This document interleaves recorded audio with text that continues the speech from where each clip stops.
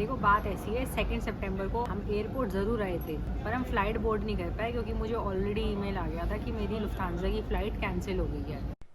It's just a small recap for you all. जिन्होंने part 1 नहीं देखा था इंडिया टू कनाडा का, तो वो ज़रूर देख लेना। I will provide the link in the description and also screen पे आपको कहीं ना कहीं लिंक दिख रहा होगा।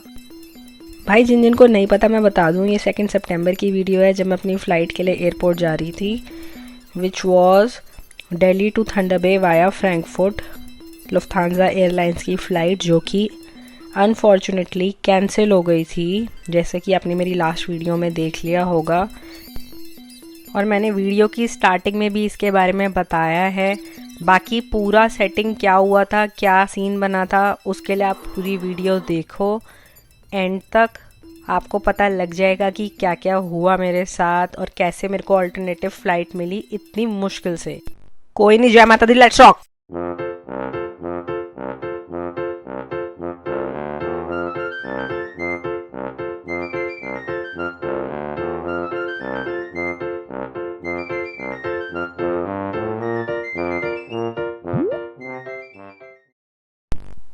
जो होता है हो जाने दे, क्यों रोता है, वक्त ही तो है, उसे बीत जाने दे। तू बहता जा हवा की तरह, मौसम की परवाह ना कर, तू लहर है नहीं, सबको तुझ में डूब जाने दे। So that's how I started my next morning. So यार आप लोग यहाँ पे देख ही सकते हो गुड्डू की कैसे पूजा हो रही है, उसकी आरती उतर रही है। तो यार जितना ज़्यादा से ज़्यादा हम उस टाइम को चेरिश कर सकते थे हम अपनी तरफ से कर रहे थे, एंजॉय कर रहे थे। और गुड्डू भी बहुत ज़्यादा रिलैक्स हो गई थी कि मम्मी अभी कहीं नहीं जा रही है। देख रहे हो उसके ठांड वाट, कितने आराम से बच्चा पड़ा हुआ है। और यार कौन नहीं चाहता अपनी फैमिली के साथ टाइम स्पेंड करना, और इस बच्चे के साथ खेलने को मिल रहा था, और क्या चाहिए।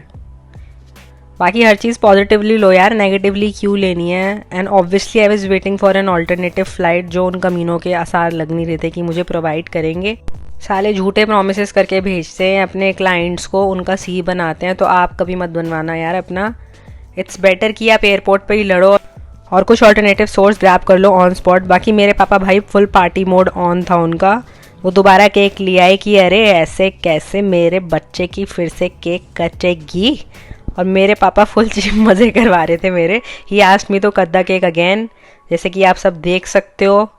और बाकी इस केक लाने का मोटिव कुछ और था, भी आप लोगों को आगे दिखेगा। ये दोनों मोटे केक खाना चाहते थे। मेरे parents, these guys are so cute. आप देख सकते हो इनका लालच केक खाने का। लगे हुए हैं भाई दोनों। रात में ज़बरदस्ती केक कटवाया इन्होंने मेरे से। सुबह का इंतज़ार नहीं हुआ इनसे, इनको केक खाने की तलब देख रहे हो इन दोनों में तुम।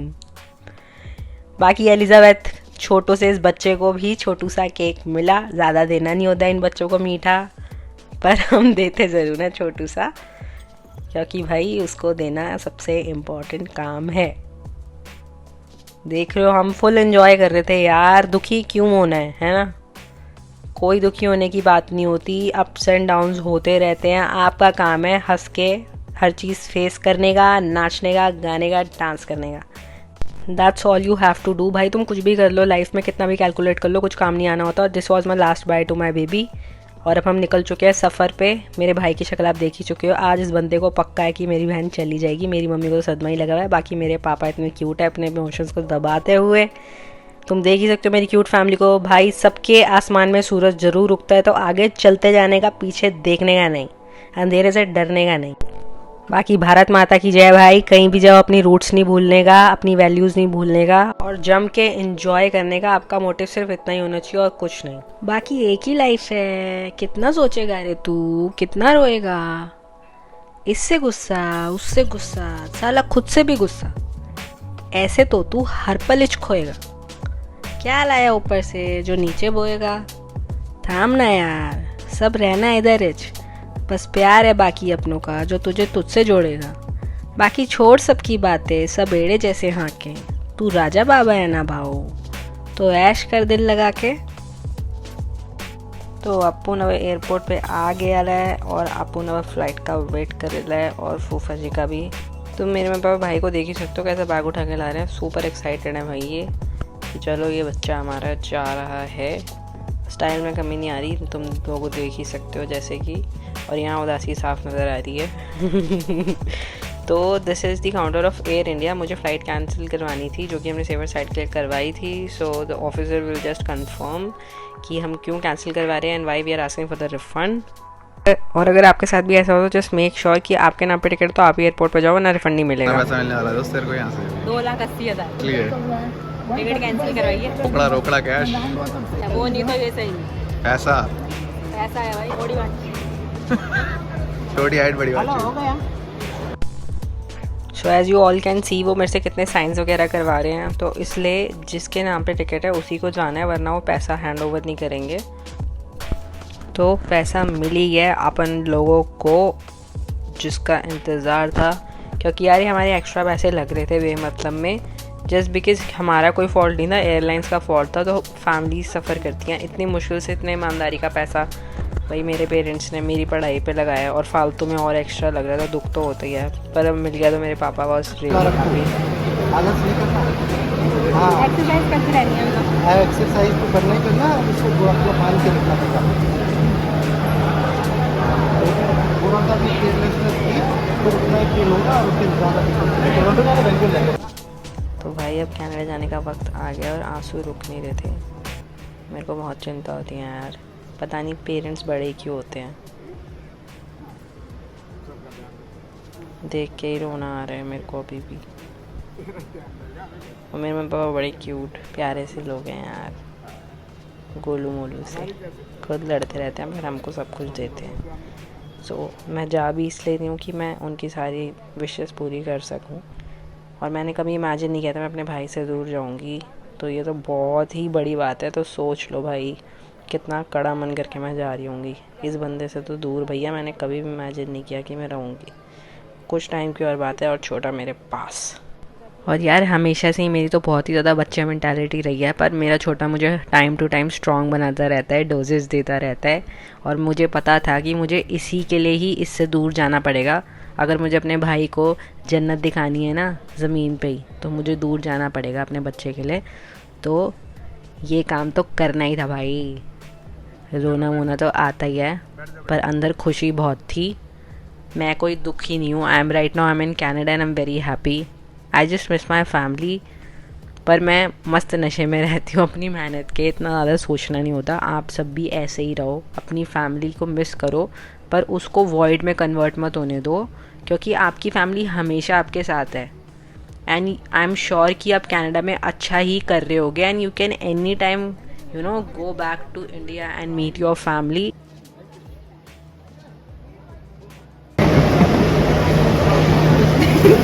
मैं कनाडा बोल रहा हूँ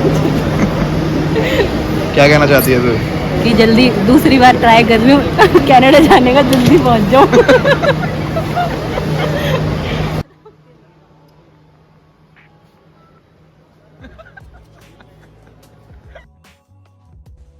और अब भाई का सफ़र शुरू हो चुका है कनाडा के लिए। यहाँ पे ये मेरे फूफा जी हैं और उनके फ्रेंड्स।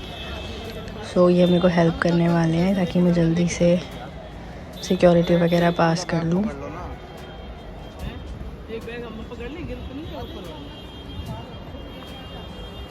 लाइन देखो यार कितनी लंबी है, पर अभी तुम्हारा भाई इन सबको धोखा देते हुए स्पेशल है। बाय कर दे। भाई मुझे मास्क था इसलिए मैं ऐसे छुपा पा रही थी, वरना बहुत जूते पड़ते। मेरी फैमिली देखो बाय कर रही है मेरे को। मेरा भाई बहुत खुश है, देखो ज़रा। मेरी मम्मी रो रही है प्यारी सी, और मेरे पापा बहुत खुश हैं, मम्मी पापा भाई इतना ज़्यादा खुश है यार, इसलिए तो भेजते हैं। अगर खुश ना हो तो कोई भी माँ भेजे ना अपने बच्चे को, है ना। सो आप भी खुशी से वहाँ रहो, बहुत ज़्यादा मेहनत करो, एंजॉय करो, बिकॉज़ आपके पेरेंट्स ने कुछ रिस्पॉन्सिबिलिटी दे के आपको भेजा है कि आप अपना ध्यान रखोगे। तो आपका भाई फ़र्ज़ बनता है अपना ध्यान रखने का, एंजॉय करने का, मस्ती मजाक करने का, और अपने ड्रीम्स को पूरा करने का। देखो मैंने तो देखा है भाई सपने पूरे होते हुए, होते हैं सपने पूरे। आप इतने स्ट्रॉन्ग विजुअलाइजेशंस रखो और अपने आप को देखो वो ड्रीम पूरा होते हुए यार, क्योंकि वो होएगा ही होएगा। आपको बस कॉन्फिडेंट रहने का है। मतलब जब तुम्हें ही नहीं एतबार यार अपने सपने पे, तो दूसरा कोई कैसे करेगा। बस वही बात है। इसीलिए चाहे लड़ो या मरो बस उड़ान भरो, क्योंकि उड़ता हुआ परिंदा तू अपनी उड़ान पर इतराया कर। तेरा उड़ना कोई आम नहीं, शर्माया ना घबराया कर। तू आज़ाद जन्मा था, आज़ाद ही लहराया कर। जिंदगी जब तेरी है, खुशी को पाने अपनी, तू गैरों से क्या अपनों से भी टकराया कर। ठहरा जो दुनिया के चलते फिर कैसा परिंदा तू। बात गहरी है पर तुम लोग भी कुछ कम ज़हीन नहीं, समझ जाओगे। मेरे फूफा जी खड़े हुए हैं लगेज सबमिट करवाने के लिए। ये सारी क्यू थी, इस सारी क्यू को क्रॉस करते हुए I was the first one जो लाइन में सबसे पहले था, तो मुझे हंसी भी आ रही थी। But I was lucky enough कि मेरा टाइम बच रहा था, बिकॉज फूफा जी साथ में थे, सारी चीज़ वही कर रहे थे और उनके फ्रेंड। मेरे फूफा जी इंस्पेक्टर हैं इंडियन एयरलाइंस में, सो आई वॉज लकी इनफ कि मेरे को अच्छे से सारा प्रोसेस हो रहा था। And that was the guy who was helping मी मेरे व्हील चेयर के साथ। I had an extra luggage 28 kg का, तो उसके लिए मुझे एक्स्ट्रा पे करना पड़ा था, विच वॉज 13,800 समथिंग। सो बाकी मेरे लगेज थे 23 kg के और एक मेरा 8 और समथिंग kg का था, which was the cabin bag. So this was it. सबसे पहले मेरा हुआ, फिर बाकी क्यू ओपन हो गई थी।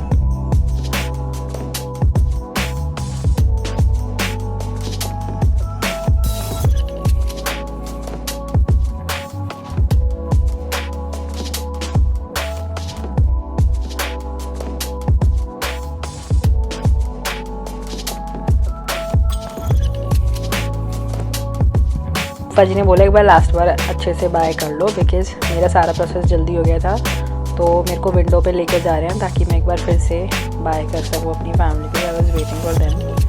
तो ये रहा मेरा भाई, प्यारा सा ट्राई कर रहा है ये कैसे दरवाज़ा खुलेगा, पर उसे नहीं पता ये अभी बंद हो चुका है, 1-1.5 साल के बाद में ही खुल पाएगा ये।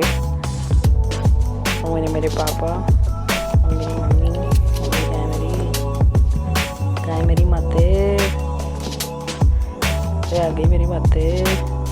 तो मैंने फिर बाय बाय कर दी इनको फाइनल कहने जाने से पहले।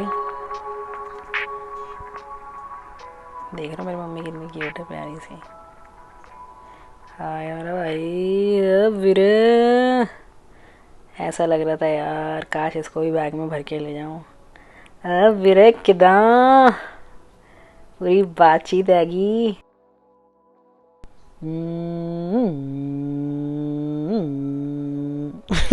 गाड़ी चल रही थी मेरी। भाई मनी एक्सचेंज करवाना हो तो यहाँ से करवा सकते हो, पर मेरे ख्याल से यहाँ पे ज़्यादा महंगा पड़ता है, पर आप बाहर से करवाओ तो सही रहता है। किसी को नंबर चाहिए हो तो मेरे से बता देना, मुझे बहुत ज़्यादा अच्छी डील मिली थी।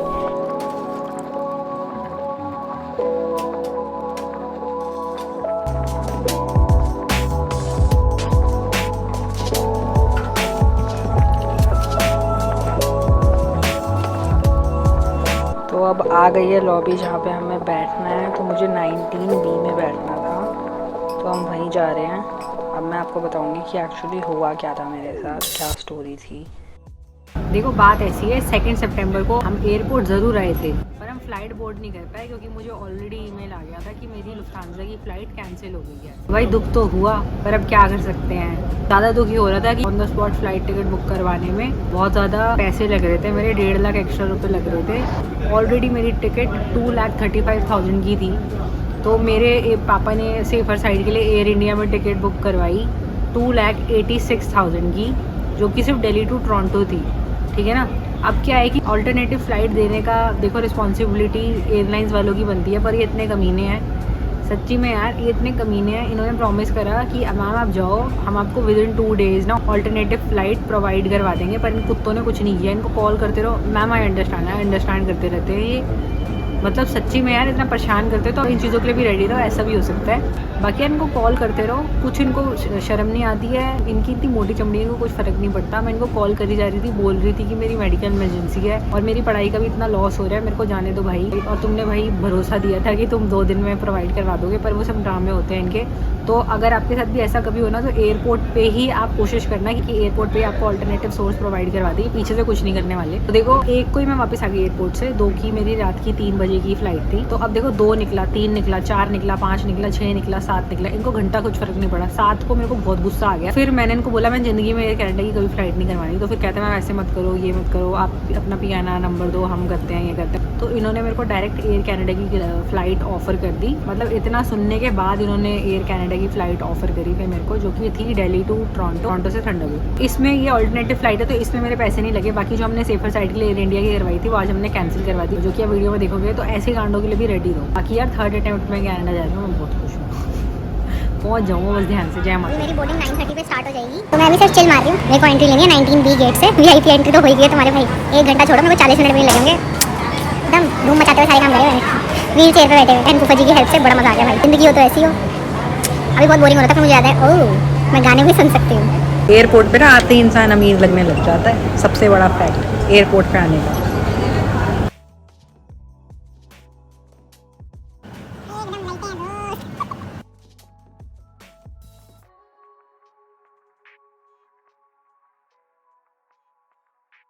देखो कितनी भीड़ है ना, पर तुम्हारा भाई फिर चिल मोड पे सबसे आगे अपना काम कराते हुए पूरी भीड़ को टाटा बाय बाय।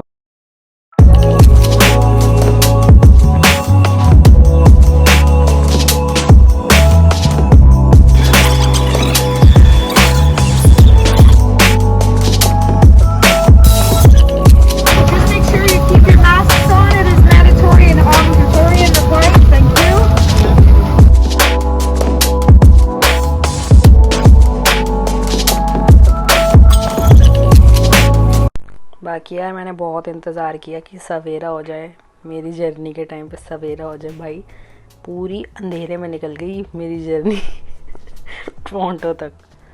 भाई रोशनी नहीं हुई, उजाला नहीं हुआ इस फ्लाइट के चलते। नसीब नहीं हुआ हमें उजाला देखना।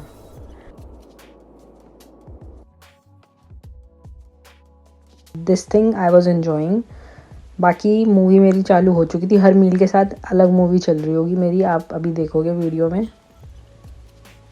माहौल देख रहे फ्लाइट का। ये मेरी सेकंड मील और ये दूसरी मूवी, ये मेरी थर्ड मील। मैंने सारा मूवी देख देख के और सो के टाइम पास किया है, तो आराम से हो गया था, इतना पता नहीं लगा। नाइट फ्लाइट में इतना पता नहीं लगता, तो मैंने इन्जॉय किया और टोरंटो आ गया था। एंड यहाँ पे उतर के भी यार बहुत ज़्यादा लंबी क्यू थी, ये देखो। बाकी सारे वही एल्डरली पीपल ही हैं, वो शायद अपने बच्चों के पास आए हैं। ये जा रहे हैं अभी इमिग्रेशन के लिए सारे लाइन में, और मैं अपनी वाहन पे जा रही हूँ। वहाँ पे मैं अंदर वीडियो नहीं बना सकती क्योंकि मेरा इमिग्रेशन हो गया है, सबसे पहले मेरा ही हुआ। और यहाँ पे मैं बैठी हुई हूँ बिकॉज़ मुझे थंडरबर्ड के लिए फ़्लाइट लेनी थी। अब मैं आ गई हूँ, D9 से मेरी फ़्लाइट थी, so I am just waiting here for my flight to कम।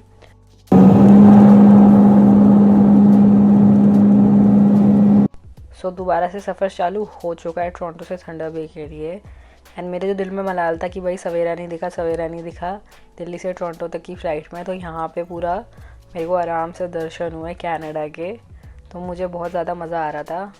देख रहे हो भाई क्या सॉलिड चीज़ है, बहुत ज़्यादा देखो फ़न आ रहा था देखने में मुझे। इतना ज़्यादा लैंडस्केप है इनका, and the green fields are so good to see, and that too इतनी हाइट से।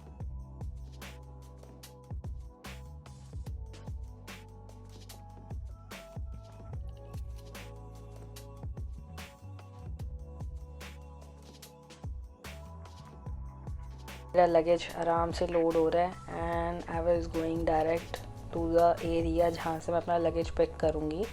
तो मुझे यहाँ पे भी असिस्टेंस मिली थी and she was the one who was helping me. So अब मैं टैक्सी में बैठ चुकी हूँ। जो लेकेड यूनिवर्सिटी के स्टूडेंट होते हैं उनको एक फ्री राइड मिलती है from the airport to the accommodation they have hired. So I was sitting in the taxi and the driver was kind enough. He was suggesting me to wear this and that during winter. Right? And 40 below, they really freeze. We're supposed to have a cold, harsh winter again this year. Lots of snow, lots of cold. You learn to bundle up in layers. How many layers you prefer wearing? I'm a big guy, so I got a little fat on me. That's insulation, right? Right. But yeah. A lot of people, they'll have like an undershirt, then they'll have their shirt, then they'll have a sweater, then they'll have a jacket, then they'll have a scarf, a hat. maybe a balaclava or something to cover their face, a good pair of mitts, a pair of long johns, which are like long underwear. So in short, full protection is required. Oh, for sure. Oh, yeah. Like, I mean, if you're standing outside in 40 below weather, your skin will freeze in less than a minute. Oh. You can get, like, seriously hurt. Like, you could end up in the hospital with hypothermia. A serious thing here. I mean, but if you're dressed properly for it, you're... But, I mean, you don't know, right? Like, I mean, you think you're going to go wait for the bus, and all of a sudden the bus didn't show up. Now you're Right. standing out there an extra 20 minutes or 40 minutes. Well, you could freeze to death in that time. Good winter jacket. Dandy. Get yourself a nice long winter jacket that, you know, covers down to your knees or whatever, right? So it keeps your legs a little warmer too. Okay डंडी। तो यहाँ तक का सफ़र बहुत बढ़िया रहा। अभी हम घर ढूंढ रहे थे, मिल नहीं रहा था, एंड फिर फाइनली हमें अपना घर मिला। और मुझे एक नोट भी मिला जो जीवन ने मेरे लिए छोड़ा था। मेरे को थोड़ा रोना भी आ रहा था because this was very sweet और मुझे अच्छा लगा। एंड वो मेरे लिए खाना बना के गई थी, जो कि मेरे लिए बहुत ज़्यादा स्पेशल बात थी। I am thankful to. फिर जीवन ने मेरे लिए रेस्ट करने के लिए भी नोट छोड़ा था। This was cute. बाकी जीवन की ज़्यादा तारीफ करने की ज़रूरत नहीं है, गंदी बच्ची है ये। मेरे पैर की हालत है इतने घंटों के बाद। मेरे हिसाब से 28 या 29 आवर्स के बाद मैंने अपना पैर का ब्रेस खोला है और मेरा पैर ऐसे मोटू सा हो गया था। बाकी कोई नहीं, रेस्ट देने के बाद वो ठीक हो गया था। पर मेरी फैमिली का मेन कंसर्न यही था बिकॉज़ मैं सर्जरी के शायद 30-40 दिन के बीच के बाद ही चली गई थी कनाडा, कि मैं कैसे अपना ध्यान रखूँगी। So that's all for the video. बहुत मेहनतों के बाद हम कनाडा आए हैं। अब मैं बहुत थक चुकी हूँ, मेरा दिल और दिमाग बहुत थक चुका है। मुझे सोने दो यार, कल मिलते हैं।